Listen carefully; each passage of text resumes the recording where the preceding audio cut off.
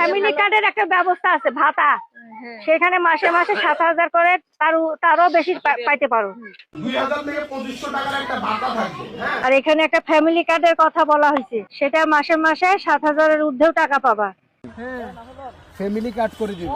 এই হচ্ছে family card, এটার মধ্যে প্রত্যেক মাসে 2,500 টাকা করে ঢুকবে। এটা কি এরি করবেন? বলবেন বিএনপি ক্ষমতায় গেলে এই ফ্যামিলি কার্ড দেওয়া হবে, প্রত্যেক কার্ডের বিপরীতে 2 থেকে 2,500 টাকা করে আমরা বরাদ্দ করবো। ফ্যামিলি মহিলাদের জন্য ফ্যামিলি কার্ড করা হবে, ঠিক আছে। বিশেষ করে আপনি হচ্ছেন ঘরের গৃহিণী এবং আপনার জন্য ফ্যামিলি কার্ড করা হবে। আমাদের ফ্যামিলি কার্ডে আপনারা প্রত্যেক মাসে ধরেন 20,000 টাকা ফ্যামিলি কার্ড, এই যে এরকম একটা নমুনা, এরকম 50 লক্ষ কার্ড দিব। এটা যদি প্রত্যেক মাসে 50 লক্ষ থেকে 1 কোটি পরিবারকে আমরা রাষ্ট্রের পক্ষ থেকে সরকারি একটা সাহায্য বা প্রণোদনা আমরা পাঠাবো। একটা ফ্যামিলি কার্ড দেওয়া হবে।